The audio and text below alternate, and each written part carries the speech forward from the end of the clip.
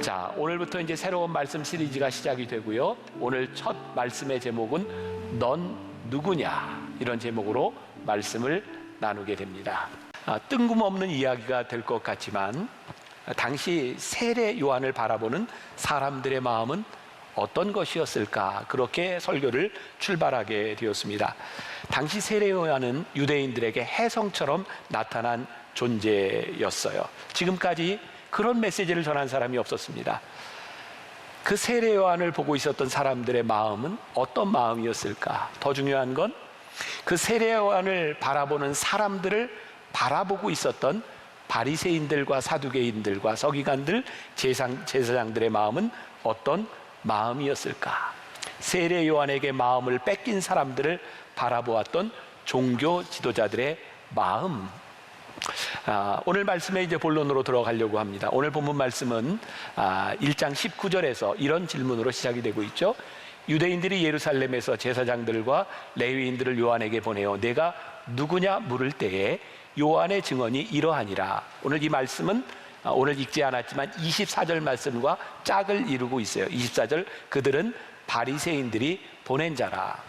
19절에 언급된 유대인들은 바로 바리새인이었다는 것을 우리들에게 보여주고 있죠. 이들이 제사장들과 레위인들, 이 사람들을 요한에게 보낸 이유는 종교적인 의식과 그 사상이 어떠한지, 혹시 요한이 이단은 아닌지를 밝히기 위해서 보냈던 것 같아요.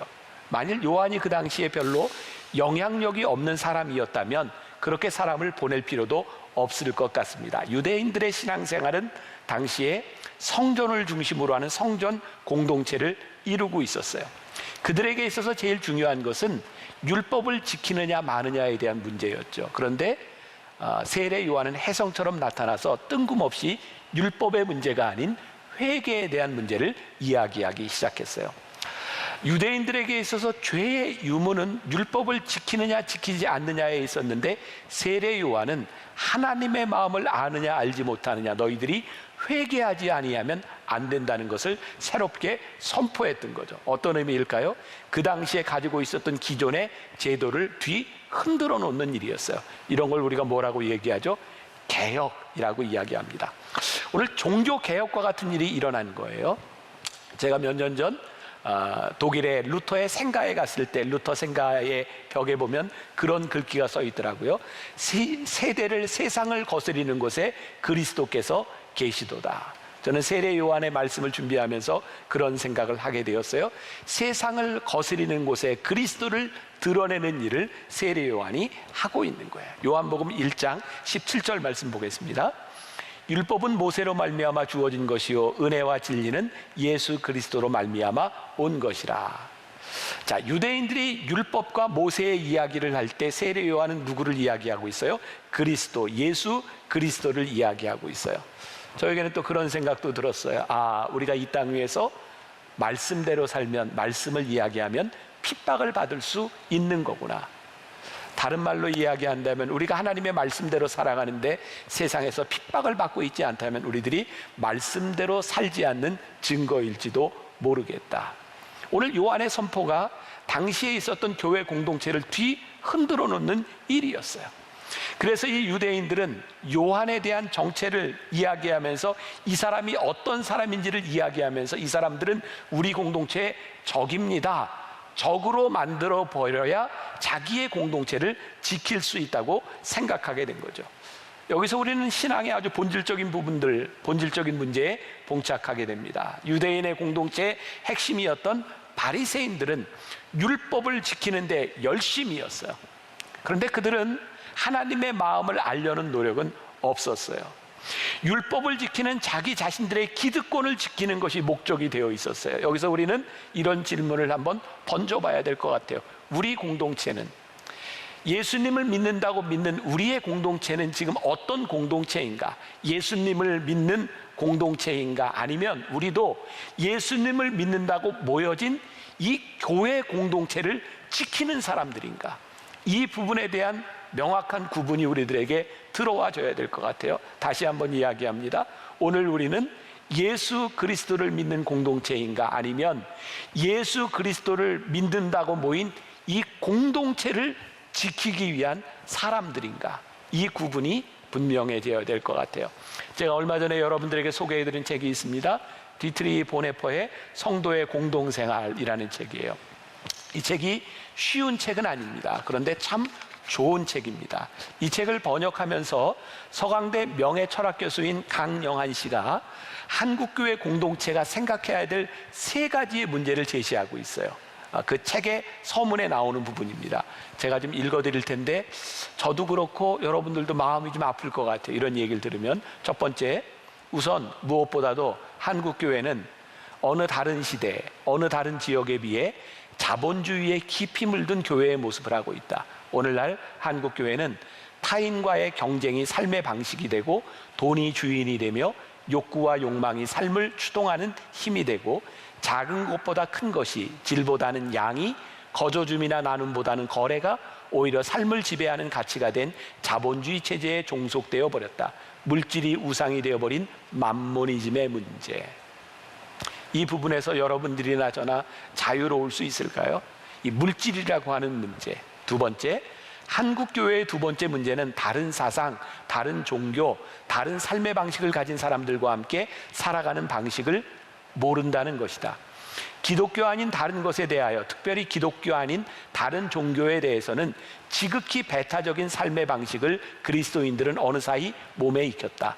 하나님의 마음을 잃어버린 배타적 선민의식의 문제. 저는 선교학을 전공한 사람이거든요. 선교학 공부할 때 제일 중요한 주제 가운데 하나가 타 문화권에 들어가서, 타 종교권에 들어가서 어떻게 복음을 전할 거냐에 대한 문제였어요. 제일 중요한 게 무엇이었을까요? 그리스도의 사랑이었어요. 선교사들은 나가서 선교지에서 힌두교인들, 이슬람교인들, 불교인들을 바라보며 우리는 당신을 사랑합니다라는 말을 너무나 자연스럽게 합니다. 그런데 우리는 이 대한민국 사회 공동체에서 다른 종교를 가진 사람들과 잘 지내지 못합니다. 여러분, 이 말을 오해하지 마세요. 우리가 다른 종교를 인정하고 그들에게 구원이 있다 이런 말이 아니라 그 종교를 바라보는 하나님의 마음을 우리들이 잃어버렸기 때문에 그들과 잘못 지내는 것은 아닌가. 다른 종교에 대한 인정이 아니라 그들을 향한 잃어버린 영혼에 대한 하나님의 마음을 잃어버린 것은 아닌가. 세 번째, 한국교회의 세 번째 문제는 나는 교회 안에 만연한 실천적 무신론을 지적하고 싶다. 입으로나 말로는 하나님의 존재를 인정하고 예배를 드리고 전도를 하지만 행실로는 삶의 열매가 크게 보이지 않는 것이 우리의 문제다.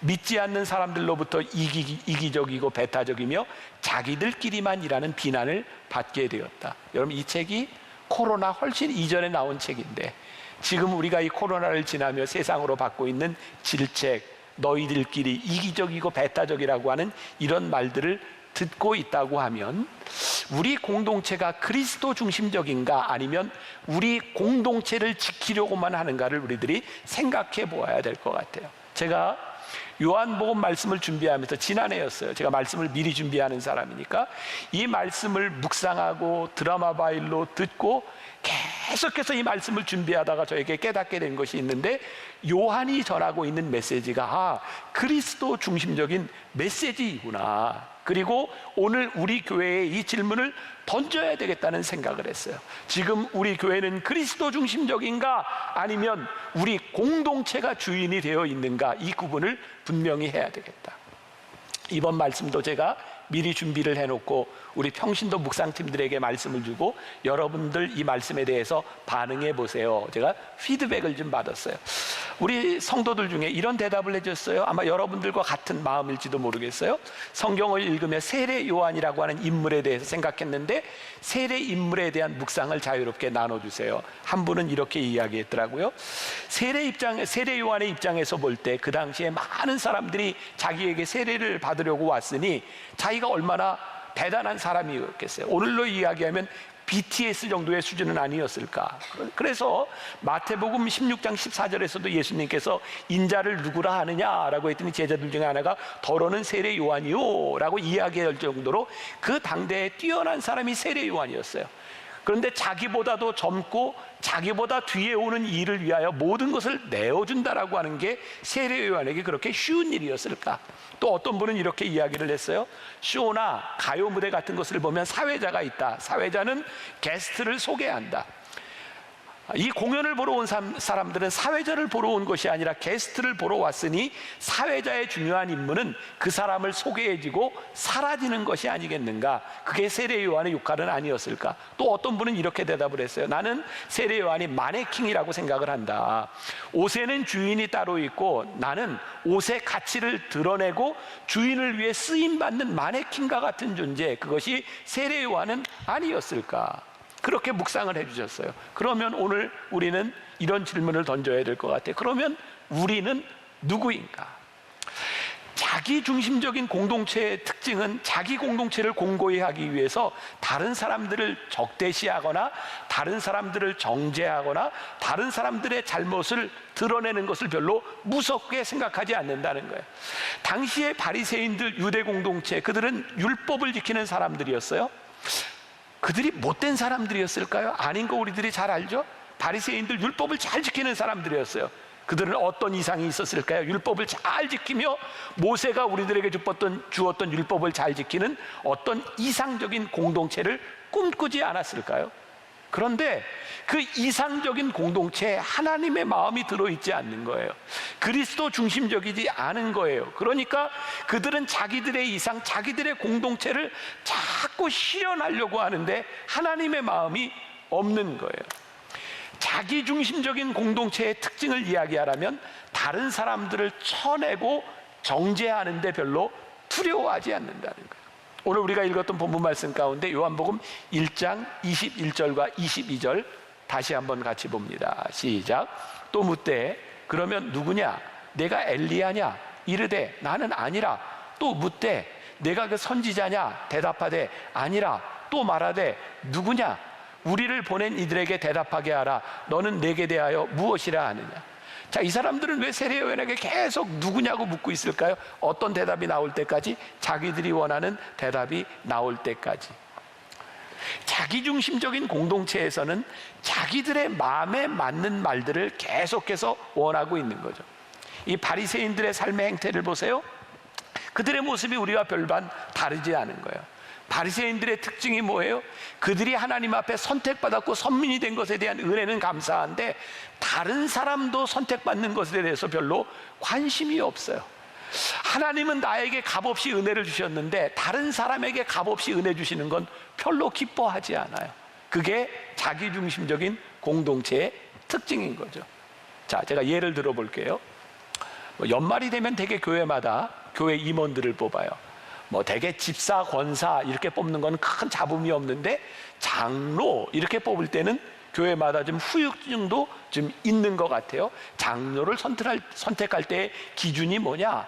그러면서 사람들이 툭툭 던지는 말이 장로가 되려면 돈이 있어야 된대, 목사님하고 친해야 된대, 이런 이야기들을 툭툭 던지는 거죠. 왜 우리는 그런 생각을 하게 될까요? 장로라고 하는 직분이 진짜 권력일까요? 아니죠. 섬기라고 주신 것을 우리 공동체를 공고히 하는 어떤 권력이라고 보이기 시작할 때 그것이 멍해로 느껴지지 않고 권력이라고 느껴질 때 우리는 이런 말들을 하게 되는 것 같아요. 3년 전 저희 교회 장로님들 여러 분을 뽑을 때 장로님들이 뽑히고 나서 서로 놀란 게 있어요. 그분들 중엔 장로가 될 때까지 저하고 개인적으로 식사를 한 번도 안 해본 사람이 반 이상이었어요. 저희 교회 장로님들은 저와의 연관성이 아니었어요.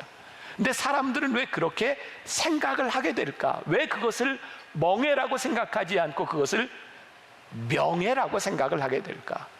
여러분, 개혁이라고 하는 게 뭘까요? 잘못된 것을 드러내는 일이겠죠. 좀 누군가는 마음 상할지 모르지만 제가 가끔 TV를 통해 보면 가톨릭 교황이 나올 때가 있어요. 그분이 입는 옷을 보면 정말 화려합니다. 조금 밑에 추기경들의 옷을 봐도 참 화려합니다. 이것이 가톨릭에만 문제일까요? 개신교회도 교단장이 되고 어떤 역할을 맡으면 점점 더 옷이 화려해져요. 가운을 입고 예배를 인도하는 사람들의 모습이 화려해져요. 말씀을 준비하다 그런 생각이 들었어요. 그런 옷차림으로 섬김이 가능한 것일까? 우리는 과연 이 공동체에서 무엇을 추구하고 있는가? 모든 사람이 그런 것은 아니겠지만 이렇게 누군가에게 직분, 교회에서 특히 이제 직분을 이렇게 임명을 하고 할 때 가끔 이런 얘기를 하는 분들이 있어요. 목사님, 저 사람은요 이런 이유로 직분을 받기에는 좀 부족한 것 같습니다. 그런 이야기를 듣고 있는 저는 참 저도 나쁘죠. 속으로 그래요. 당신도 예전에 그랬습니다. 그분만 그럴까요? 저도 마찬가지. 연말이 되면 교회마다 이렇게 소그룹을 편성할 때마다 이런 진통을 겪는 것들이 있죠. 그게 어떤 거예요? 내 마음에 맞는 사람하고 함께하고 싶은 거죠. 내 마음에 들지 않는 사람과 함께하는 것이 힘든 거예요. 근데 그런 생각 해보셨어요? 우리 하나님께서 우리를 바라보시며 내가 내 마음에 드는 놈들하고만 예배를 드리겠다. 내가 내 마음에 드는 것들하고만 내가 교제를 하겠다. 그랬다면 우리 중에 누가 하나님 앞에 설 수 있었을까? 우리가 하나님의 은혜를 입은 존재임에도 불구하고 누군가 하나님의 은혜를 입는 것이 우리들에게 못마땅한 일들, 그게 공동체 중심적인 생각들을 가지는 거죠. 여러분들만 잘못된 게 아니라 목사 욕을 좀 하면 여러분들 마음이 좀 풀리겠죠? 네, 목사들도 똑같은 것 같아요. 저도 목사인데 목사 되는 게 쉽지 않아요. 일반 대학 4년을 나와서 신학대학 3년을 공부하고 또 3년 동안 목회를 나가든지 수련 목회를 하든지 하면서 3년 동안 매년 시험을 보고 과정고시라는 것을 거쳐서 올라가야 돼요. 그리고 그때마다 심사를 받아요. 저도 그 과정을 지나왔어요. 그런데 심사를 받는 과정에서 정말 마음 상하고 자존심 상하고 힘든 일들이 있어요. 심사를 하는 목사님들이 그런 거죠. 목사 되는 거 그렇게 쉬운 일 아니야. 그러면서 꼬치꼬치 깨묻는 거예요. 자, 여기에서 목사 되는 게 쉬운 일이 아니야. 목사가 되려면 공부도 열심히 하고 성경도 열심히 보고 교인들을 영적으로 너희들이 잘 케어하기 위해서 열심히 노력해야 돼 라고 하는 것이라면 괜찮은데, 나도 목사가 되기까지 이렇게 어렵고 힘든 과정과 수모를 당했으니 너도 그래야 돼 라고 생각한다면 이것은 뭔가 잘못된 것은 아닐까? 군대 갔다 온 남자들 그런 많은 경험하죠? 뭐 저는 장교로 가서 이렇게 맞아본 적도 없고 때려본 적도 없지만 군대 가서 이렇게 처음 맞으면 그런 결심을 한대잖아. 내가 고참이 되면 절대 때리지 않으리라. 근데 고참이 되고 보면 역시 맞아야 돌아가. 그래서 또 때리는 거죠. 뭐 이 모두에게 해당되는 것은 아니지만 신문에 나왔던 우리 간호사들에게는 뭐 태움이라는 게 있어서 그 새로 들어온 사람들을 이렇게 힘들게 하는 그런 일들. 우리는 우리 그룹, 우리 공동체를 만들어가기 위해서 너도 이렇게 해야 돼 라고 하는 아주 스트릭한 그런 율법들을 가지고 있는데, 진짜 더 중요한 것은 하나님의 마음으로 우리의 공동체를 보고 있는가. 저는 이번 말씀을 준비하다 그런 생각을 했어요. 이 코로나가 우리 교인들에게, 아니 많은 그리스도인들에게 굉장히 큰 축복의 시간일 수 있겠다. 그동안 우리는 교회 안에서 열심히 봉사하고 부대끼고 살아가면서 참 많은 상처를 받았던 것 같아요. 우리 공동체에 이상을 실현하려고 하는 사람들 참 신기하죠? 교회 와서 신앙생활을 하는데 그리스도의 이상을 실현하려고 하는 것이 아니라 내 이상을 실현하려는 사람이 너무 많은 거예요. 여러분들 정말 가만히 생각해 보세요. 교회를 떠나가는 사람들이, 신앙 공동체를 떠나가는 사람들이 무슨 말을 하고 떠나가는가? 이 교회는 나하고 맞지 않아요. 내 생각을 이해해 주지 못해요. 내 말을 듣지 않아요. 하나님을 믿겠다고 마인 그리스도의 공동체에서 내 이상이 실현되지 않고 내 마음과 맞지 않기 때문에 이 교회를 떠나가는 일들이 과연 어떤 의미일까요? 그래서 어쩌면 이 코로나 기간 동안에 영상을 통해서 교회에 나오지 못하고 성도들과 부대끼지 못하면서 예배를 드리는 우리들을 하나님께서 많이 만져주시고 치유하시고 회복시켜 주실 수 있겠다. 교회 공동체가 무엇인지를 올바로 바로 보게 하실 수 있겠다. 이 코로나가 끝나고 우리들이 모였을 때는 정말 그리스도 중심적인 공동체로 우리들이 모일 수 있겠다. 그리스도 중심의 공동체가 된다면 우리는 더 많은 사람들을 더 포용하고 더 보듬고 함께 갈 수 있지 않을까라는 생각이 들어요. 제가 실명을 거론해서 죄송한데 지난주에 제가 이제 김동호 목사님 부부하고 이렇게 식사를 할 기회가 있었어요. 후배인 저에게 여러 가지 이야기를 하시다가 인상적인 얘기를 하나 하셨어요. 30대 초반에 영락교회 부목사로 교육목사로 사역을 할 때 30대 초반에 그 큰 영락교회에서 주일 1, 2, 3, 4, 5부 설교를 할 기회가 있었대요. 설교를 딱 마치고 났는데 부목사님들 중에 후배 목사님들이 김동호 목사님한테 그랬대요. 이야, 너 홈런 쳤어. 최고야. 막 이렇게 칭찬을 해주는데 그거를 잊을 수가 없다는 거예요. 왜 잊을 수 없었을까요? 보통은 그렇지 않다는 거죠. 후배가 설교를 잘하고 후배가 무언가를 잘하고 교회에서 교회 공동체에서 누군가 나보다 무엇을 잘한다고 하는 것을 우리들이 그렇게 기뻐할 수 있는 공동체가 아니라는 거죠. 만일 바리새인들이 세례 요한을 통해 함께 하나님의 나라를 이끌어가는 그리스도 중심적인 그런 공동체를 그들이 꿈꾸고 있었더라면 세례 요한이 하는 일에 대하여 그들이 좀 더 우호적이지 않을 수 있었을까요?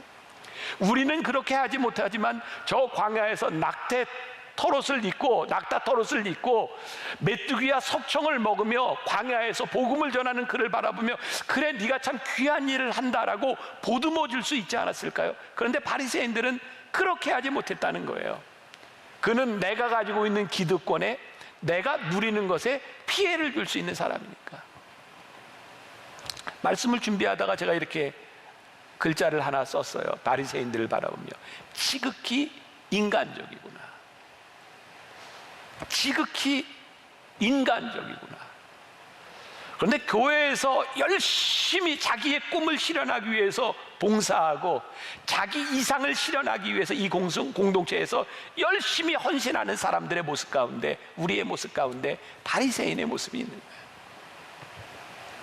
사도 바울이 고린도전서 13장 3절에서 이런 말씀을 합니다. 제가 평소에 잘 이해가 되지 않던 말씀이었어요. 같이 한번 봉독합니다. 시작. 내가 내게 있는 모든 것으로 구제하고 또 내 몸을 불사르게 내줄지라도 사랑이 없으면 내게 아무 유익이 없느니라. 제가 이 말씀이 왜 이해가 되지 않았냐면, 내게 있는 모든 것으로 구제하고 내 몸을 불사르게 내어주는 게 사랑이 아닐까요? 그런데 사랑이 없으면 아무 유익이 없대. 아니, 내 몸을 다 내주어서 불사르게 내어주는 것이, 몸까지 내어주는 것이 사랑인데, 근데 사도 바울이 고민했던 것이 이 지점이었던 것 같아요. 내 몸을 내어주는 그 사랑이 그리스도의 사랑이 아니라 자기 사랑, 자기 애인 거예요. 내 꿈을 실현하기 위해서 이 교회 공동체에서 내가 원하는 공동체를 만들기 위해서 내 몸을 내어주어서 불사르게 할 수 있는 용기도 있는 거예요. 그런데 목숨을 내어주면서도 사랑을 할 수 있는데 절대로 나를 반대하는 사람에게는 사랑이 되지 않는 거예요. 하나님의 사랑이 그에게 있는지 없는지는 문제가 되는 것이 아니라 나에게 반대하면 사랑이 되지 않는 것. 디트리 보네포가 성도의 공동생활에서 참 멋진 이야기를 했는데, 진정한 공동체는 깨어짐에서부터 시작한다. 내 꿈이 깨어지는 곳에서 그리스도가 계시고 내 중심이 아니라 타인과의 사이에 그리스도가 계시기 시작할 때, 그리고 우리의 사랑이 나의 욕망이 아니라는 것을 깨닫기 시작할 때 그리스도의 공동체가 드디어 시작되는 것이다. 아, 내 이상이 깨어지는 것이 축복이구나. 또 가만히 생각해 보세요. 아니, 우리는 내 자식도 내 말을 안 듣고 내 남편, 내 아내도 내 말을 안 듣는데 교회 와서 다른 교인들이 내 맘에 들으라고 생각하고 내 말 좀 들으라고 하니 그 꿈이 실현이 되겠느냐 이 말이에요. 그러니 그 꿈이 깨어지고 이 공동체는 하나님의 마음으로 모인 사람이라고 하는 것을 깨닫기 시작할 때 진정한 공동체를 이룰 수 있다. 자, 오늘 말씀의 결론으로 가요. 오늘 말씀의 제목이 뭐였죠? 넌 누구냐? 사람들이 와서 세례 요한에 묻었어요. 넌 누구냐? 오늘 우리들에게도 묻고 계시는 거예요. 넌 누구냐? 그때 세례 요한이 뭐라고 대답해요? 나는 광야에서 외치는 자의 소리입니다. 외치는 자의 소리입니다. 말씀은 제가 묵상하는 거라 그랬잖아요. 말씀을 묵상하다가 하나님께서 깨닫게 하시는 것. 아, 저에게 이 말씀을 묵상하면서 세례 요한에게 나는 소리입니다 라고 이야기했을 때, 아, 세례 요한이 정말 겸손한 사람이었구나 라는 생각이 저에게 들었어요. 자, 제가 지난해 보았던 책 중에 아주 인상적이었던 게 켄 시게마츠가 쓴 예수를 입는 시간이라는 책인데, 그 책에 겸손의 이야기가 나와요. 중세 교부였던 로열라의 이그나티우스의 겸손에 대한 이야기를 인용을 하고 있는데 한번 들어보시겠어요? 겸손에는 수준이 있다는 거예요. 첫 번째 수준의 겸손은 하나님께 진정으로 항복하는 것이다.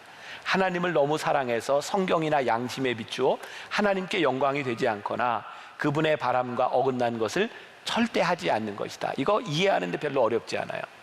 두 번째 수준의 겸손은 하나님의 뜻을 전적으로 받아들이는 것이다. 부든 가난이든 유명이든 무명이든 건강한 장수든 고통스러운 짧은 생이든 하나님의 뜻을 전적으로 받아들이는 것이다. 하나님의 뜻대로 온전히 행하기 위해 자신의 바람을 최대한 내려놓는 것이다. 이것도 별로 어렵지 않게 받아들여지는 개념이에요. 세 번째 수준의 겸손은 부와 명예, 건강한 장수보다 가난과 무명, 고통스러운 짧은 생을 원하는 것이다. 이때 세례 요한이 생각이 났어요. 세례 요한에게 있어서 자신의 명확한 정체성, 너는 누구냐라고 이야기할 때 나는 광야에서 외치는 자의 소리입니다라고 이야기를 했을 때 그는 기꺼이 그의 삶을 내놓을 수 있는 겸손이 있었구나. 기꺼이 약태 털옷을 입고 기꺼이 자기의 목숨을 내놓을 수 있는 오히려 짧은 삶을 원하는 그의 겸손이 있었구나. 요한의 정체성에 대하여 물을 때 그는 대답하죠. 주의 길을 위하여 나는 일하는 것입니다. 요한복음 1장 23절 같이 봅니다. 시작. 이르되 나는 선지자 이사야의 말과 같이 주의 길을 곧게 하라고 광야에서 외치는 자의 소리로라 하니라. 여기서 누구의 말과 같이? 이사야의 말과 같이. 내가 주의 길을 곧게 하는 거 이거 내 마음대로 하는 것 아닙니다. 이사야가 이미 예언한 것, 나는 이사야 말과 같이 행하는 것입니다. 또한 나는 광야에서 외치는 자의 소리입니다. 소리. 만일 이 소리라고 하는 말이 오늘날과 같은 상황이었다면 그렇게 겸손하지 않다고 이야기할 수 있었을 것 같아요. 어떻게? 제가 지금 설교하는 이 소리를 유튜브로 또 혹은 녹음을 해서 언제든지 틀어줄 수 있어요. 이게 내 소리야. 그런데 그 당시에 요한이 내는 소리는 이런 소리가 아니었어요. 그가 광야에서 외치는 소리는 한 번 외치면 흔적도 없이 사라지는 소리였어요. 나는 광야에서 외치는 소리입니다. 나는 그리스도의 길을 곧게 하는 사람입니다. 나는 이렇게 이 말을 하고 내가 흔적도 없이 사라지는 것, 그것이 나입니다. 그게 세례 요한의 정체성, 그 세례 요한의 겸손에 대한 모습이에요. 사명을 다하며 사라지는 존재. 여러분들 요즘 주님은 나의 최고봉 아침마다 묵상 잘하고 계세요? 어떤 말씀이 여러분들에게 부딪히는지 모르겠지만 저에게 가장 큰 도전이 되는 말씀은 계속해서 반복되는 찢어지는 빵과 부어지는 포도주가 되게 하소서. 그 말이 저에게 계속 오는 거예요. 제 마음에 소원이 생겼어요. 하나님, 찢어지는 빵과 부어지는 포도주가 되게 하여 주옵소서. 거기에 또 나오는 말이죠. 도어매트, 신발털이개. 기꺼이 신발털이개가 되는 것으로, 그것으로 만족하게 하여 주옵소서. 외치는 자의 소리로 외치고 사라지게 하여 주옵소서. 이게 세례 요한이 원했던 겸손과 세례 요한의 정체성에 대한 부분이었어요. 바로 요한일서 1장 23절에 나는 소리입니다라고 하는 말을 NIV 성경에서는 이렇게 얘기했어요. I'm the voice of one calling in the desert. 광야에서 누군가를 부르는 소리입니다. 근데 메시지 성경에는 I'm thunder in the desert라고 되어 있어요. 광야에서 외치는 천둥과 같은 소리다. 제가 이 말씀의 구분이 무엇일까? 영어를 잘하는 우리 미국 사람, 우리 김산 목사한테 김산 전도사한테 물어봤어요. 이 컬링하고 이 썬더라고 하는 차이가 뭘까? 그랬더니 이 썬더라고 하는 말은 그냥 정말 광야에서 하나님께서 부르시는 요청이라고 말할 수도 있지만 이 썬더라고 하는 것은 단순한 천둥이라고 하는 그런 의미보다 내 마음을 다하여 부르짖을 수밖에 없는 세례 요한의 마음을 썬더라고 표현하고 있다는 거예요. 사명자의 모습 가운데 가장 중요한 간절함을 이야기하고 있다는 거예요. 제가 여러분들에게 종종 그런 제안을 하죠. 말씀을 우리들이 묵상할 때 감정이입을 해보자. 그 자리로 들어가서 그 광야에서 약대 털옷을 입고 메뚜기와 석청을 먹으며 사람들에게 그리스도의 길을 예비하며 부르짖었던 그 세례 요한의 그 소리, 거기에 얼마나 큰 간절함이 묻어나고 있을까. 제가 이 말씀을 준비하는 중에 그런 생각을 하고 글을 썼어요. 우리 인생의 가장 복된 일은 무엇일까? 저에게 가장 복된 일은 내가 그 일을 하다 피를 토하고 죽을 수도 있을 때 그 일은 내 인생의 가장 복된 일이요, 그것이 나에게 사명이다. 여러분들에게 묻고 싶어요. 여러분들이 지금 이렇게 살다가 피를 토하고 죽어도 내가 부끄러움 없이 사명을 다하고 있습니다 라고 말할 수 있어야 될 텐데, 지난주 줌 신방을 할 때 같이 들어왔던 분들은 들으셨을 거예요. 한 분이 저에게 이런 질문을 했어요. 목사님, 제가 이제 40대가 됩니다. 제가 40대를 잘 지혜롭게 살기 위해서 목사님이 이런 대답을 좀 해주셨으면 좋겠어요. 목사님이 혹시 40대로 돌아간다면 어떻게 사시겠습니까? 짧지만 깊은 생각을 나게 했어요. 그리고 제가 이렇게 대답했어요. 제가 40대로 돌아간다면 저 지금처럼 똑같이 살 것 같아요. 저에게 제일 감사한 일이었어요. 짧은 시간이지만 내가 아무리 생각해도 나는 40대로 돌아가면 난 지금처럼 살 겁니다. 저에게 가장 복된 일이었어요. 세례요한의 간절함으로 인해 그가 얻을 수 있는 것이 무엇이었을까요? 단순히 소리로 존재하다 사라져버린 세례요한에게 어쩌면 그는 그 소리 때문에 박해를 받았고, 어쩌면 그는 그 소리 때문에 이제 죽음을 당하게 될 것이에요. 그럼에도 불구하고 그는 외칩니다. 나는 소리다. 오늘 하나님께서 여러분들에게 물으세요. 넌 누구냐? 넌 누구냐? 넌 누구냐? 오늘 우리를 부르시는 하나님 앞에, 주님, 제가 이렇게 살다 피를 토하고 죽어도 제 삶에 후회가 없겠습니다. 제가 소리입니다. 그 고백이 오늘 저와 여러분들에게 있기를 주님의 이름으로 간절히 축원합니다.